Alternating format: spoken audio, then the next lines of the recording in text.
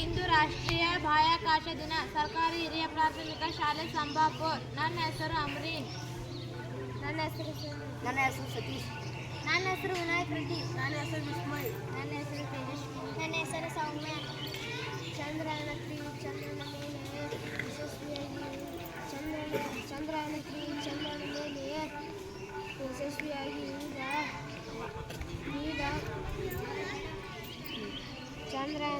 ಚಂದ್ರನ ಮೇಲೆ ಯಶಸ್ವಿಯಾಗಿ ಇಳಿದ ರಾಷ್ಟ್ರೀಯ ಭಾರತದಲ್ಲಿ ಚಂದ್ರನ ಮೇಲೆ ಯಶಸ್ವಿಯಾಗಿ ಇಳಿದ ಸ್ಮರಣಾರ್ಥ ಭಾರತದಲ್ಲಿ ರಾಷ್ಟ್ರೀಯ ಬಾಹ್ಯಾಕಾಶ ದಿನವನ್ನು ಆಚರಿಸಲಾಗುತ್ತದೆ. ಚಂದ್ರನ ಮೇಲೆ ಇಳಿದ ಭಾರತವು ಚಂದ್ರನ ಮೇಲೆ ಇಳಿದ 4ನೇ ದೇಶವಾಯಿತು ಮತ್ತು ಆಗಸ್ಟ್ 23, 2023ರಂದು ತನ್ನ ದಕ್ಷಿಣ ಧ್ರುವ ಪ್ರದೇಶವನ್ನು ತಲುಪಿದ ಮೊದಲನೇ ದೇಶವಾಯಿತು. ಈ ಮಹತ್ವ ಸಾಧನೆಯನ್ನು ಗೌರವಿಸಲು ಗೌರವಾನ್ವಿತ ಪ್ರಧಾನಮಂತ್ರಿಯಾದ ಶ್ರೀ ನರೇಂದ್ರ ಮೋದಿ ಅವರು ಆಗಸ್ಟ್ 23ರಂದು ರಾಷ್ಟ್ರೀಯ ಬಾಹ್ಯಾಕಾಶ ದಿನ ಎಂದು ಘೋಷಿಸಿದರು. ಬಾಹ್ಯಾಕಾಶ ದಿನದ ಉದ್ದೇಶಗಳು: ವಿದ್ಯಾರ್ಥಿಗಳಲ್ಲಿ ವಿಜ್ಞಾನ ಮತ್ತು ತಂತ್ರಜ್ಞಾನಗಳ ಬಗ್ಗೆ ಕುತೂಹಲ ಹುಟ್ಟಿಸುವುದು. ಬಾಹ್ಯಾಕಾಶ ಕ್ಷೇತ್ರದಲ್ಲಿ ಭಾರತದ ಸಾಧನೆಗಳನ್ನು ಪರಿಚಯ ಮಾಡುವುದು. ಭಾರತವನ್ನು ಬಾಹ್ಯಾಕಾಶದ ಕ್ಷೇತ್ರಗಳಲ್ಲಿ ಮಹತ್ತರ ಕೊಡುಗೆಗಳನ್ನು ನೀಡಿದೆ.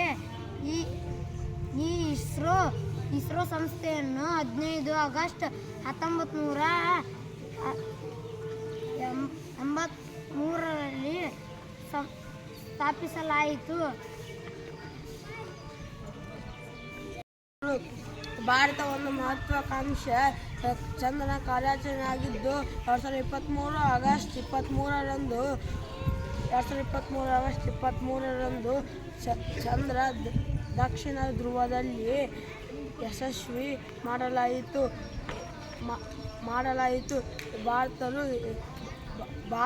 ಭಾರತ ಇತಿಹಾಸ ಸೃಷ್ಟಿಸಿತು.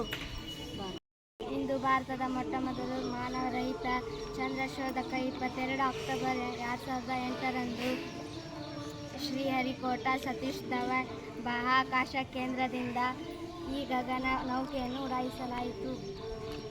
ಚಂದ್ರಯಾನ 2 ಗಗನ